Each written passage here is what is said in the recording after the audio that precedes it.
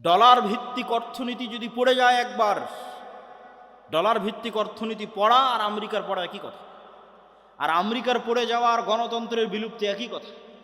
আর যেই দিন আমেরিকা পড়ে যাবে, গণতন্ত্র বিলুপ্ত হয়ে যাবে, ওই দিন অর্ধেকের বেশি মুসলিম দেশে খেলাফা কায়েম হয়ে যাবে, সময় লাগবে না। তাহলে মূল অস্তিত্ব ঠিক আছে কোথায়? টাকার উপর। ওই যুগে মোহাম্মদ সাল্লাল্লাহু আলাইহি ওয়াসাল্লামের যুগের মদিনায় যেমন টাকার কন্ট্রোল ছিল ইহুদিদের হাতে, আজ 1400 বছর পর সারা পৃথিবীর টাকার কন্ট্রোল ইহুদিদের হাতে। সব IMF বলেন, ওয়ার্ল্ড ব্যাংক বলেন, সুদি কারবারের মূল মহাজন হচ্ছে তারা। নাম কাওয়াস্তে মুসলমান দেশগুলো স্বাধীন হয়ে আছে, একটা স্বাধীন নয়। কেননা তারা সবাই টাকার কাছে বিক্রি হয়ে আছে, লোন নিয়ে, ঋণ নিয়ে। পাকিস্তান যতই শক্তিশালী হোক, বলুক আমার কাছে পারমাণবিক বম আছে, ওই পারমাণবিক বমের সুইচে বাটনে চাপ দিতে পারবে না আব্বাদের অনুমতি না হলে, যে আব্বাদের কাছ থেকে লোন নিয়ে রেখেছে। তাহলে গোলামিটা কোথায়? টাকার গোলামি। এই জন্য যতক্ষণ আপনি হালাল উপায়ে বেশি ইনকাম না করছেন, ক্যাশ টাকায়, লোনের টাকায় নয়, লোনের টাকা তো গোলামি, সুদের লোন গোলামি। কেননা সুদের লোন আপনাকে মিথ্যা বলা শিখাবে। আর সুদের লোনের বিষয়ে একটা মূলনীতি জেনে রাখেন। গত বক্তব্যে হয়তো বলেছিলাম, আমি যখনই এই নতুন ব্রিজ পার হওয়া থেকে আমার দাদির বাড়িতে পৌঁছা পর্যন্ত একবার গণার চেষ্টা করেছিলাম, অন্তত 20-এরও অধিক NGO প্রতিষ্ঠান আছে যারা ক্ষুদ্র ঋণ, সুদি ঋণ এই অঞ্চলে বিতরণ করে থাকে।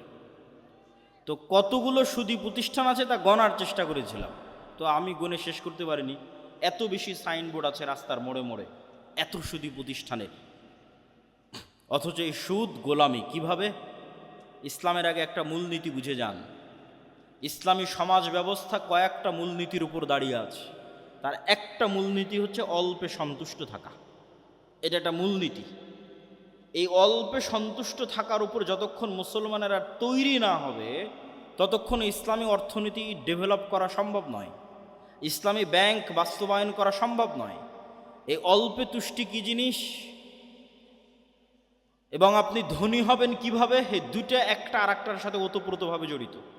আপনাদের দেবীনগরের মানুষকে অনেক দিন অনেক বক্তব্য, অনেক নাসিহা দিয়ে গেছে, আজকে ধনী হওয়ার রাস্তা বলে যায়। কেমনে ধনী হবে? ধনী হওয়ার সহজ বুদ্ধি কি? 1 নাম্বার, পৃথিবীতে ধনী হওয়ার কোনো শর্টকাট রাস্তা নাই। ধনী হওয়ার প্রত্যেক শর্টকাট রাস্তা হারাম। আমার সাথে একটু বলেন তো, ধনী হওয়ার প্রত্যেক শর্টকাট রাস্তা কি? হারাম। চোখ বন্ধ করে মনে করবেন। কেউ যদি এসে বলে ভাই এত টাকা এখানে ইনভেস্ট করলে এত দ্রুত তুমি এত টাকার মালিক হয়ে যাবে, নিশ্চিত জেনে রাখুন ওখানে কোথাও না কোথাও হারাম আছে। সেটা মাল্টি লেভেল মার্কেটিং হোক, সেটা ডেস্টিনির মতো প্রতিষ্ঠান হোক, সেটার যেটাই আপনার গ্রামগঞ্জে আসুক না কেন, ধনী হওয়ার কোনো শর্টকাট রাস্তা নেই। তাহলে ধনী কিভাবে হবে? কম্পাউন্ড ওয়েতে ধনী হবে। আপনাকে উদাহরণ দিয়ে বোঝায়, বুঝতে পারবেন। আমার এই হাতে 50 লক্ষ টাকা আছে, এই হাতে 1 টাকা আছে। আপনাদেরকে আমি বললাম আপনি 50 লক্ষ টাকা নেবেন না এই 1 টাকা নেবেন, যে 1 টাকা প্রতিদিন দ্বিগুণ হবে। আজ 1 টাকা, কাল 2 টাকা, পরের দিন 4 টাকা, তারপরের দিন 8 টাকা, তারপরের দিন 16 টাকা। কয় দিন দ্বিগুণ হবে? 30 দিন। 30 দিন এই 1 টাকা দ্বিগুণ হবে। 50 লক্ষ টাকা নেবেন না 1 টাকা নেবেন? তো বেশিরভাগ মানুষ বসে বসে চিন্তা করতে পারে যে 2 টাকা 4 টাকা হবে, 4 টাকা 8 টাকা হবে, 8 টাকা 16 টাকা, 16 টাকা 32 টাকা, 30 দিন পর্যন্ত যেতে আর কতই বা হবে? 400-500 টাকার বেশি হওয়ার কথা না, হতে 50 লক্ষ টাকা নেই। কিন্তু এখান থেকে উঠে গিয়ে আপনি ক্যালকুলেটরে মারিয়েন, মোবাইলে তো ক্যালকুলেটর আছে, ChatGPT আছে, যে 1 টাকাকে দ্বিগুণ হারে বাড়াতে থাকলে 30তম দিনে গিয়ে এটা 1 কোটি টাকা পার হয়ে যায়। আর এই 50 লক্ষ টাকা আপনি নেবেন, এটা 50 লক্ষই আছে, আর এটা বাড়তে বাড়তে বাড়তে বাড়তে 1 কোটি পার হয়ে গেছে। তাহলে প্রতিদিন অল্প অল্প করে বাড়বে, এটা হলো ধনী হওয়ার রাস্তা। কেমনে ধনী হবেন? এই 50 লক্ষ টাকা আপনাকে দিয়ে দিলাম, দেবীনগরের প্রত্যেক মানুষকে বললাম নাও তোমাদের 50 লক্ষ টাকা দিয়ে দিচ্ছি। আজকে এখান থেকে উঠে গিয়ে যে বলবে আমি এই 50 লক্ষ টাকা দিয়ে একটা এসি কিনবো, একটা ফ্রিজ কিনবো, একটা মোটর সাইকেল কিনবো, একটা ভালো জামা কাপড় কিনবো, বাড়ি মাটির ছিল ভেঙে পাকা করব, এই জীবনে কোনো দিন ধনী হতে পারবে না। কেন ধনী হতে পারবে না? ওটাই অল্পে তুষ্টির সাথে সম্পর্ক করে আলোচনা আপনাকে বুঝাচ্ছি। আর যাকে 50 লক্ষ টাকা দিলাম, এখান থেকে গিয়ে চিন্তা করতেছে আমার গায়ের জামা ছিঁড়া আছে, ছিঁড়াই থাক, আমার পায়ের স্যান্ডেল ছিঁড়া আছে, ছিঁড়াই থাক, বাড়ি মাটির আছে, মাটিরই থাক, বাড়িতে ফ্যান নাই, দরকার নাই। বাড়িতে এসি নাই, দরকার নাই। বাড়িতে ফ্রিজ নাই, দরকার নাই। আগে চলো এই 50 লক্ষ টাকা এমন জায়গাতে ব্যয় করি যেখান থেকে আবার 1 টাকা ইনকাম হবে। এই মানুষ ধনী হয়ে যাবে, কোটিপতি হয়ে যাবে। সময় লাগবে, 30 বছর পর কোটিপতি হয়ে যাবে, 40 বছর পর কোটিপতি হয়ে যাবে। কেননা ও ওই রাস্তা জানে যে রাস্তায় গেলে কোটিপতি হওয়া যায়। আর যে এই 50 লক্ষ টাকা নিয়ে গিয়ে এসি, ফ্রিজ, মোটরসাইকেল, মাটির বাড়ি, পাকা এই জায়গায় ব্যয় করেছে, ও কেন ধনী হতে পারবে না? ও যে মোটরসাইকেল কিনেছে ওখানে তেল কিনতে আবার টাকা লাগবে। ও যে এসি ফ্রিজ কিনেছে ওটার বিদ্যুৎ বিল দিতে আবার টাকা লাগবে। ও যে মোবাইলের ওয়াইফাই নিয়েছে ওটার বিল দিতে আবার টাকা লাগবে। তাহলে ও এমন জায়গাতে ব্যয় করেছে যেখান থেকে আরও খরচ বাড়তেছে। এইভাবে ধনী হয় না। পৃথিবীর কোনো ধনী এই ওয়েতে ধনী হতে পারবে না। কোথায় ব্যয় করতে হবে? যেখানে খরচ হওয়া তো বহু দূরে থাক, খরচ বাড়া তো বহু দূরে থাক, পারলে আরও 1 টাকা ইনকাম হবে, সেখানে ব্যয় করতে হবে। এটা হলো ধনী হওয়ার রাস্তা। আর অল্পে তুষ্টি, এটার সাথে মিলিয়ে কি বলতে চাচ্ছি? ইসলামে সুদভিত্তিক লোন বহু পরে থাক, কর্জে হাসানা কেউ নিবে, যে কর্জে হাসানা, ভাই আপনি আমাকে 10,000 টাকা দেন, আমি 2 মাস পর আপনাকে দিয়ে দিব। এটাকে আল্লাহ অনেক বড় নেকির কাজ বলেছে কোরআনে। ওমাই ইউকরিদুল্লাহ করজান হাসানা, কে আছে আল্লাহকে কর্জে হাসানা দিবে? কর্জে হাসানাকে আল্লাহ অনেক বড় ইবাদত বলেছে। তো এই কর্জে হাসানা কখন জায়েজ? আপনি কর্জে হাসানা দিয়ে এসি কিনতে পারেন, কর্জে হাসানা দিয়ে ফ্রিজ কিনতে পারেন।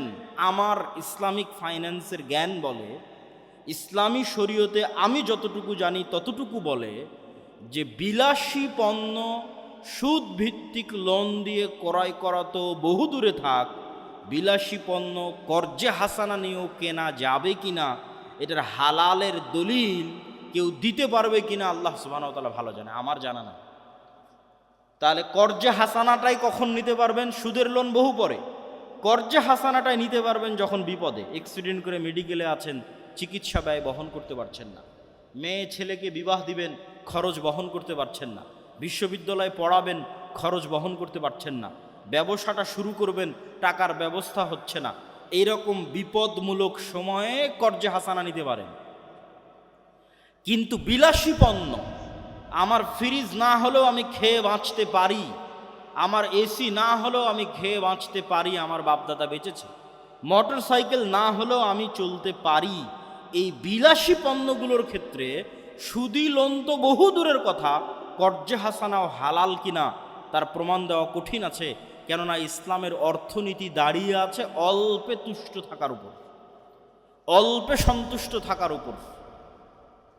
সম্মানিত উপস্থিতি, তো বক্তব্যের শুরুর এই অংশটুকু অর্থনীতির উপর, টাকা পয়সার উপর, দানের উপর দেওয়ার পিছনে কারণ এটাই ছিল, যারা আজকের প্রোগ্রামের আয়োজক তারা আপনাদের সহযোগিতার মুখাপেক্ষী। বেশি ইনকাম করতে হবে, বেশি ইনকাম আল্লাহ রাস্তায় দান করতে হবে, হালাল উপায়ে ইনকাম করতে হবে। চলেন বক্তব্যের মূল বিষয়বস্তুতে যাই। বক্তব্যের বিষয়বস্তু হচ্ছে উম্মতে মুহাম্মাদি গোলামি থেকে কিভাবে মুক্তি পাবে, দাসত্ব থেকে কিভাবে মুক্তি পাবে, দাসত্ব থেকে মুক্তি পাওয়ার রাস্তা কি। আব্দুর রহিম তো আপনাদের সামনে কিছু আলোচনা করলো এবং আমিও সংক্ষিপ্ত ইতিমধ্যে বলে ফেলেছি, একটা পয়েন্ট তো শেষ করে ফেলেছি যে অর্থনৈতিক মুক্তি ছাড়া গোলামি থেকে মুক্তি হয় না। আর অর্থনৈতিক মুক্তির জন্য সুদবিহীন, কর্জবিহীন ক্যাশ টাকার মালিক হতে হবে, তাহলে স্বাধীন। তাহলে আপনি আর গোলাম নাই। সুদবিহীন, কর্জবিহীন ক্যাশ টাকার মালিক হতে হবে, তাহলে আপনি ধনী হয়ে গেছেন, স্বাধীন হয়ে গেছেন, স্বাধীনতার পথে আপনার যাত্রা শুরু হয়ে গেছে। আপনার মাথা উঁচু থাকবে, কোনোদিন নত হবে না, আপনাকে পৃথিবীর কেউ কোনোদিন কিনে নিতে পারবে না। সম্মানিত উপস্থিতি, আর কি রাস্তা আছে গোলামি থেকে মুক্তির? 2টা শর্ত পূরণ করতে হবে, শতভাগ তাওহীদপন্থী মুসলিম এবং শতভাগ ঈমান বিল গায়বে ইয়াকিন। আবারও বলি, শতভাগ তাওহীদপন্থী মুসলিম, শতভাগ ঈমান বিল গায়বে ইয়াকিন। আল্লামা ইকবাল তার কবিতার মধ্যে লিখেছেন, ये दौर अपने বারাহিম কি তালাশ মে হ্যাঁ। আজকের মুসলমানদের মুক্তির একটাই রাস্তা, মুসলমানদের মধ্যে ইব্রাহিম আলাইহিস সালাম নাই। একটা মুসলমান ইব্রাহিম হতে পারল না। মুসলমানেরা ওই দিনই মুক্তি পেয়ে যাবে যেই দিন মুসলমানেরা ইব্রাহিম হয়ে যাবে। তা আল্লামা ইকবাল লিখছে, আজকের যুগে মুসলমানদের খুব দরকার একজন ইব্রাহিম আলাইহিস সালাম। কেন? ইব্রাহিম আলাইহিসসালাতু ওয়াসসালাম হচ্ছেন শতভাগ তাওহীদের আইকন, যাকে মুহাম্মদ সাল্লাল্লাহু আলাইহি ওয়াসাল্লাম আইকন মেনেছে। মিল্লাতা আবিকুম ইব্রাহিম, আমি তোমাদের পিতা, আমার পিতা ইব্রাহিমের মিল্লাতের অনুসারী। এটাই কোষ্টি পাথর সত্য মিথ্যার মানদণ্ডের। কে ইব্রাহিমের অনুসারী সেই সত্য, যে ইব্রাহিমের অনুসারী নয় সেই মিথ্যা। সবাই চেষ্টা করেছে নিজেকে প্রমাণ করার যে আমি ইব্রাহিমের অনুসারী। ইহুদিরাও চেষ্টা করছে প্রমাণ করার আমরা ইব্রাহিমের অনুসারী, খ্রিস্টানরাও চেষ্টা করছে প্রমাণ করার আমরা ইব্রাহিমের অনুসারী। আর মুহাম্মদ সাল্লাল্লাহু আলাইহি ওয়াসাল্লাম এসে কোরআন দিয়ে তাওহীদ দিয়ে চ্যালেঞ্জ দিয়েছেন যে আমি ইব্রাহিমের উত্তরসূরি, আমি ইব্রাহিমের অনুসারী। কেন ইব্রাহিম ছিল শতভাগ তাওহীদপন্থী, আমি মুহাম্মদ সাল্লাল্লাহু আলাইহি ওয়াসাল্লাম শতভাগ তাওহীদপন্থী। তাওহীদের আইকন ইব্রাহিম আলাইহিসসালাতু ওয়াসসালাম। দেবীনগরের মানুষ নিজেকে আহলে হাদিস দাবি করতে পারে, সালাফি দাবি করতে পারে।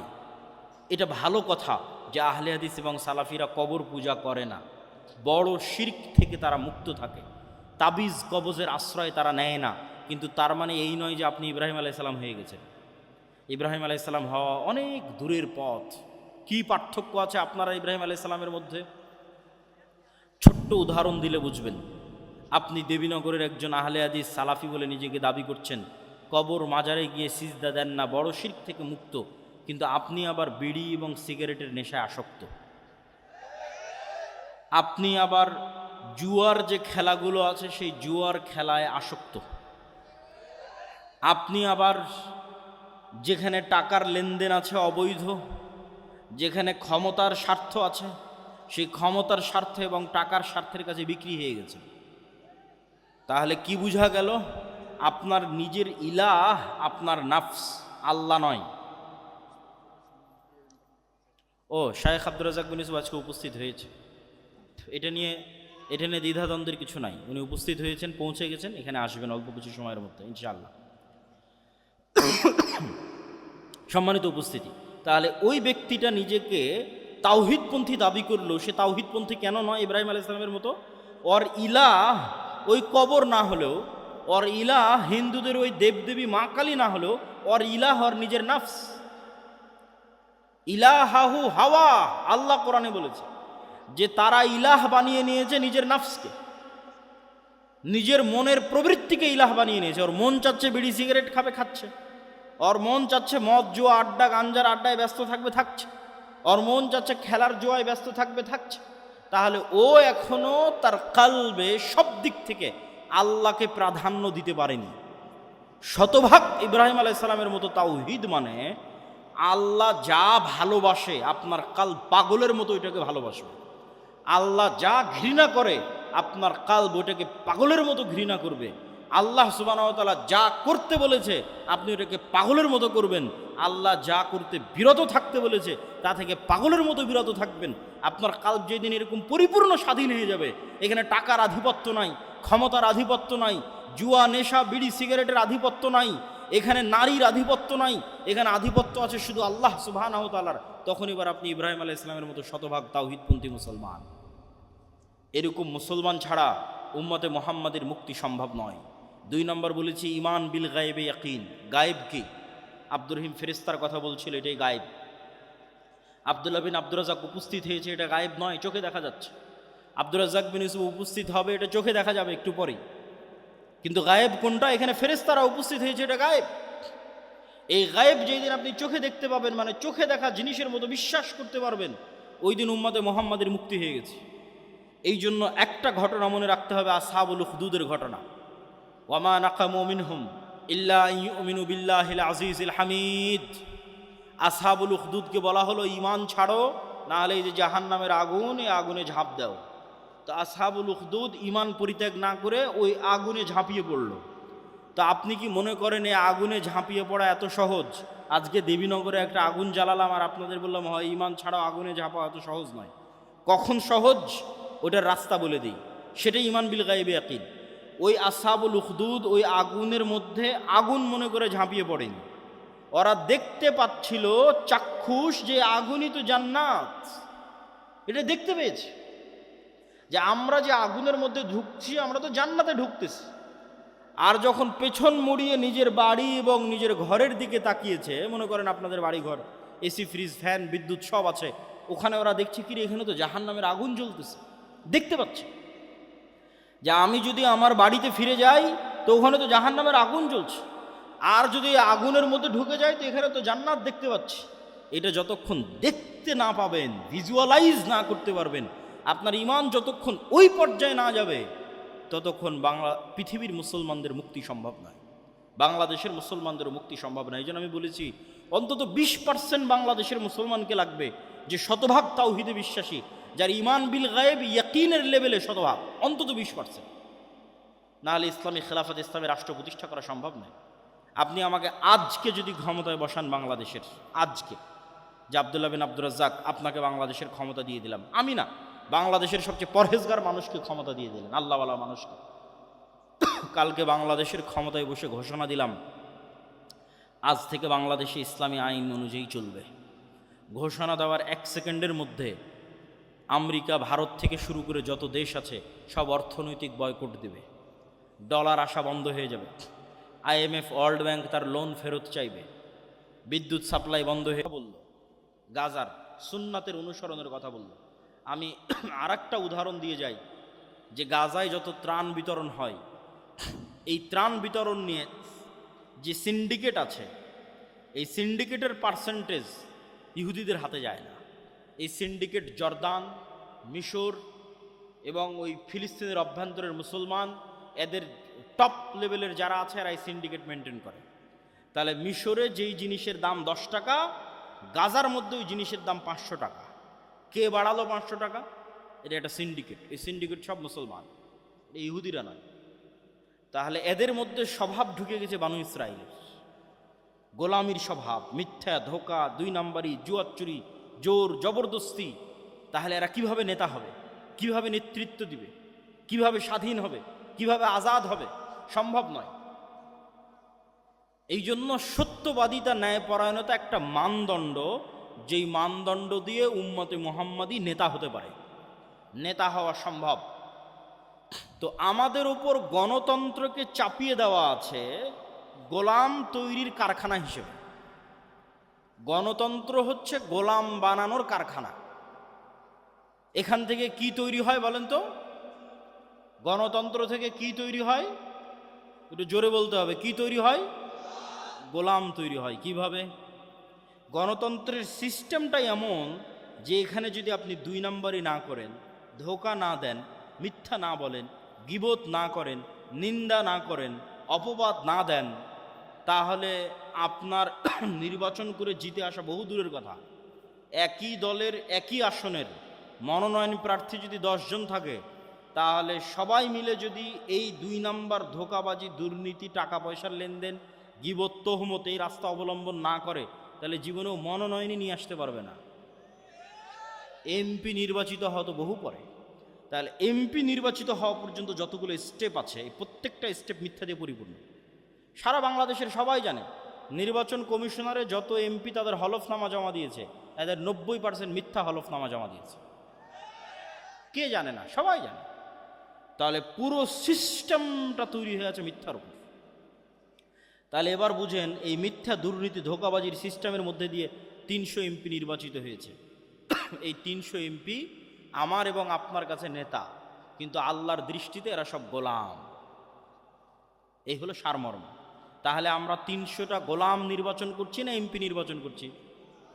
একটু জোরে বলতে হবে, সাহস নাই নাকি আপনাদের? গোলাম নির্বাচন করছি। এই গোলাম যেহেতু একদম নিম্ন লেভেল থেকে দুর্নীতি করে অভ্যস্ত, এই গোলাম যেদিন এমপি হবে, এই গোলাম যেদিন মিনিস্টার হবে, এই গোলাম যেদিন প্রাইম মিনিস্টার হবে, সেই দিন এই গোলামকে কিনে নেওয়া ভারত আর আমেরিকার 2 মিনিটের ব্যাপার। কেননা ও তো আগে থেকেই টাকার কাছে বিক্রি হয়ে আছে। তাহলে যতক্ষণ আপনি সত্যবাদিতা, ন্যায়পরায়ণতার উপর না দাঁড় করাতে পেরেছেন জাতিকে, ততক্ষণ পর্যন্ত নেতা তৈরি হবে না, গোলাম তৈরি হবে। সে এমপি হলেও গোলাম, সে মিনিস্টার হলেও গোলাম, সে প্রাইম মিনিস্টার হলেও গোলাম।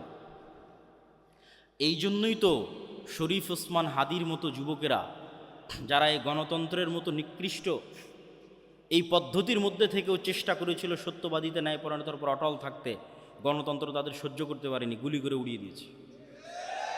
কেননা এটা হুমকি।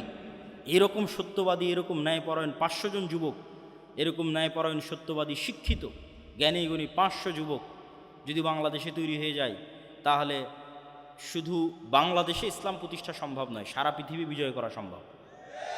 কিন্তু এই গুণগুলো থাকতে হবে। ইমান বিল গায়বে ইয়াকিন থাকতে হবে, শতভাগ তাওহীদ থাকতে হবে, জ্ঞান এবং শিক্ষা থাকতে হবে, সত্যবাদিতা ন্যায় পরায়ণতা থাকতে হবে, অর্থনৈতিক মুক্তি থাকতে হবে। আর সর্বশেষ দুটো জিনিস লাগবে আল্লাহর সাহায্যের জন্য, যেটা বলে আমার বক্তব্য শেষ করব। আল্লাহর সাহায্য ছাড়া ইসলাম এবং মুসলমানদের মুক্তি সম্ভব নয়।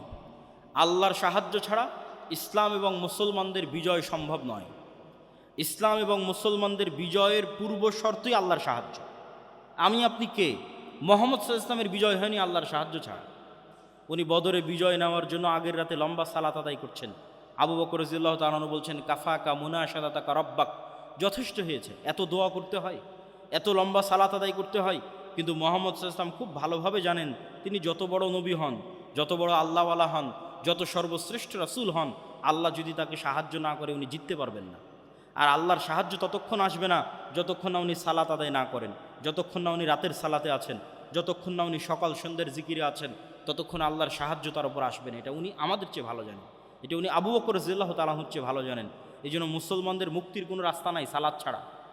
সালাত নাই, আল্লাহ সুবহানাহু ওয়া তাআলার গন্তির মধ্যে নাই, আল্লাহ সুবহানাহু ওয়া তাআলার কাউন্টের মধ্যে নাই। আল্লাহ সুবহানাহু ওয়া তাআলা তাকে গণে না, ধরে না, মুসলমান হিসেবে ধরে না, মানুষ হিসেবে ধরে না। সে কে? আল্লাহ সুবহানাহু ওয়া তাআলা তাকে চেনে না। তাহলে 16 কোটি বেনামাজি ভোট দিয়ে ইসলাম বিজয় করা সম্ভব নয়। সালাত আদায় করে মসজিদ পূর্ণ করতে হবে। সারা বাংলাদেশের যদি সব ওসি ডিসি এসপি মন্ত্রী মিনিস্টার আজকে বলে আমি সত্যবাদী ন্যায়পরায়ণ হয়ে গেলাম, 80% ইসলাম প্রতিষ্ঠা হয়ে যাবে। 80%। সরকার পরিবর্তন হয়, এরা তো পরিবর্তন হয় না, এরা তো ওদের জায়গাতেই থাকে। গত 16 বছরে এরাই ছিল, এখনও আছে, আগামী 5 বছর যে সরকার ক্ষমতা আছে ওরাই থাকবে। তা এরা তো আমাদের ঘরের সন্তান। ওসি ডিসি এসপি মন্ত্রী মিনিস্টার তো অন্য ঘর থেকে আসেন, দেবীনগর থেকে গেছে, বাংলাদেশ থেকে গেছে, গাইবান্ধা থেকে গেছে।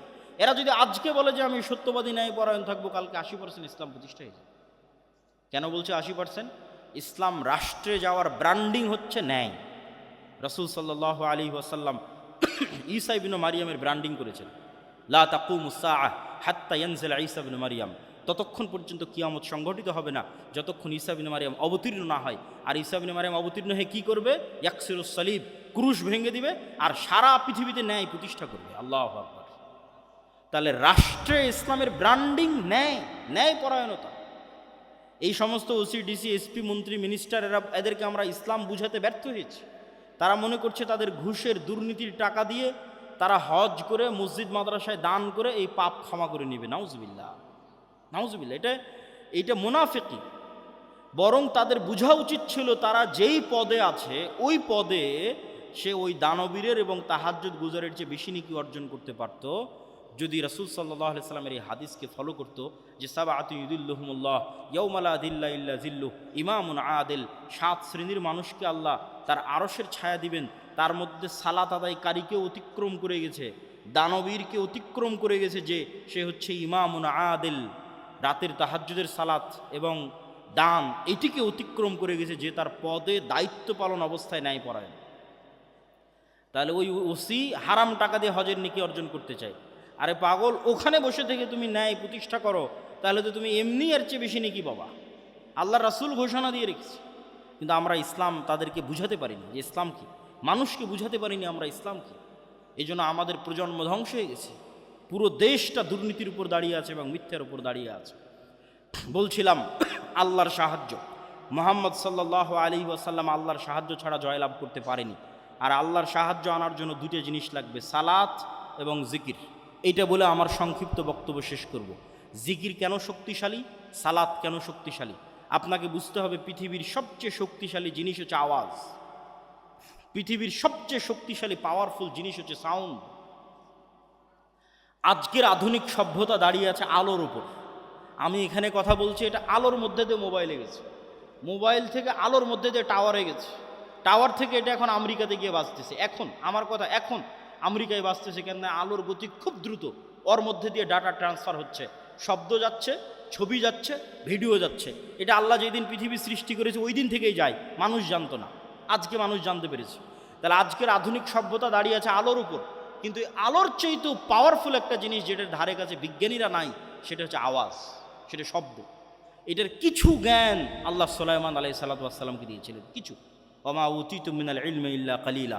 দেখেন, আমি আজকে এখানে যা বক্তব্য দিচ্ছি, এখন যদি একজন চাইনিজ মানুষ এখানে বসে থাকে, তাহলে ওর কাছে এটা বক্তব্য মনে হবে না আওয়াজ, শুধু আওয়াজ। আর এখানে যদি একটা চাইনিজ এসে বক্তব্য দেয়, আপনারা কি মনে করবেন এটা বক্তব্য চলতেছে না শুধু আওয়াজ চলতেছে? শুধু আওয়াজ চলতেছে। এইরকমই আওয়াজের একটা ফরম্যাট উচ্চারণ করলে এখানে যে পিঁপড়া চলতেছে, এখানে যে মাছি এবং মশা আছে, কোন আওয়াজ ওই মশা মাছি বুঝে ওটা যদি আমি উচ্চারণ করতে পারতাম ওই স্টাইলটা, যেমন আমি এখন একটা আওয়াজের ধরন উচ্চারণ করতেছি, ঠিক যখন আরবি বলতেছি ওটা আর এক ধরন, ইংরেজি বলতেছি ওটা আওয়াজের আর এক ধরন, তো আওয়াজের কোনো একটা ধরন উচ্চারণ করলে ওই মাছি বুঝতো যে আমি মাছিকে বলতেছি মাছি তুমি এখান থেকে উড়ে যাও, ও সাথে সাথে উড়ে যেত। আওয়াজের কোনো একটা ধরন উচ্চারণ করলে পাখি বুঝতো এবং পাখি আমার কথা বুঝে বলতেও পারতো, আমিও তার কথা বুঝতে পারতাম। এই জ্ঞান আল্লাহ সুলাইমান আলাইহিস সালামকে দিয়েছিলেন। পুরো পৃথিবীর সব কিছু আওয়াজ বুঝে, আওয়াজ শুনে। আওয়াজ পৃথিবীর সবচেয়ে শক্তিশালী টেকনোলজির নাম। সুলাইমান আলাইহিস সালাম বললেন রানী বিলকিসের সিংহাসনকে নিয়ে আসতে হবে। ক্বালা ইফরিতুম মিনাল জিন, ইফরিত নামক জিন বলল আপনি যেখানে বসে আছেন ওখান থেকে উঠার পূর্বে সিংহাসন নিয়ে আসবো। আর একজন আল্লাযী ইনদাহু ইলমুম মিনাল কিতাব, সে জিন না মানুষ তার বর্ণনা কোরআনের আয়াতে নাই, কিন্তু কোরআনের আয়াতে বলা হচ্ছে যে আর একজন যাকে আল্লাহ কিতাবের জ্ঞান দিয়েছিল, সে বলল আপনার চোখের পলক পড়ার পূর্বে সিংহাসন এখানে উপস্থিত হবে। তো কোরআনের ধারা বিবরণীতে বোঝা যাচ্ছে জিন নিয়ে আসতো গায়ের শক্তিতে, আর যে বলল চোখের পলকে নিয়ে আসবো, এ নিয়ে আসবে জ্ঞানের শক্তিতে। সে জ্ঞান কি? কিছু মুফাসসির লিখেছেন আল্লাহু আলাম, আল্লাহ ভালো জানে, তবে ঠিকও হতে পারে যে তার কাছে ইলমুম মিনাল কিতাব, কিতাবের কি জ্ঞান ছিল। কিছু মুফাসসির লিখেছেন লাউহে মাহফুজের বিশেষ জিকির, আল্লাহ সুবহানাহু তাআলার বিশেষ কোনো জিকিরের জ্ঞান ওই ব্যক্তির কাছে অথবা ওই জিনের কাছে ছিল, যেটা বলা হচ্ছে আল্লাহ ইনদাহু ইলমুম মিনাল কিতাব, যে জিকির উচ্চারণ করে চোখের পলকে সিংহাসনকে ওখান থেকে সুলাইমান আলাইহিস সালামের সামনে নিয়ে আসা হয়েছে। শব্দের চেয়ে পাওয়ারফুল কিছু পৃথিবীতে নাই। আল্লাহ সুবহানাহু তাআলা এই পুরো পৃথিবীকে টিকিয়ে রেখেছেন শব্দের উপর, আওয়াজের উপর। এই পুরো পৃথিবীকে ধ্বংস করে দিবেন আওয়াজ দিয়ে। ইসরাফিলের বাঁশির আওয়াজ দিয়ে পৃথিবী ধ্বংস হয়ে যাবে। এই সিস্টেম আল্লাহই তৈরি করেছেন। আল্লাহ সুবহানাহু ওয়া তাআলা যখন মানুষকে পুনরুজ্জীবিত করবেন, তখন ইসরাফিলের বাঁশির আওয়াজ দিয়েই পুনরুজ্জীবিত করবেন। এই সিস্টেম আল্লাহরই তৈরি করা। আল্লাহ বলছেন ইউসাব্বিহু লিল্লাহি মা ফিস সামাওয়াতি ওয়া মা ফিল আরজ, আসমান জমিন এবং তার নিচে যা কিছু আছে, এই পেপার, এই মাইক, এই মোবাইল, কাপড়, প্যান্ডেল, মাটি, গাছপালা, জীবজন্তু, জড়বস্তু, জড় পদার্থ, কীট পতঙ্গ, পঙ্গপাল, সব 24 ঘন্টা আল্লাহর তাসবিহ পাঠ করতেছে, মানে আওয়াজ করতেছে, আওয়াজ হচ্ছে। কিন্তু ওই পিঁপড়ার চলার আওয়াজ যেমন আমি শুনতে পাই না, এদের আওয়াজ আমি শুনতে পারতেছি না। শুধু এটাই নয়, এরা শুধু আওয়াজ করতেছে না, এরা আওয়াজ বুঝে। মুয়াজ্জিন যখন আজান দেয়, তখন মুয়াজ্জিনের আওয়াজ যতদূর পর্যন্ত যায়, প্রত্যেক জীবজন্তু, জড়বস্তু, জড় পদার্থ, কীট পতঙ্গ, পঙ্গপাল ওই আওয়াজটা বুঝে যে আল্লাহু আকবার বলা হলো, এবং এটার পক্ষে কিয়ামতের মাঠে সাক্ষী দিবে আল্লাহু আকবার।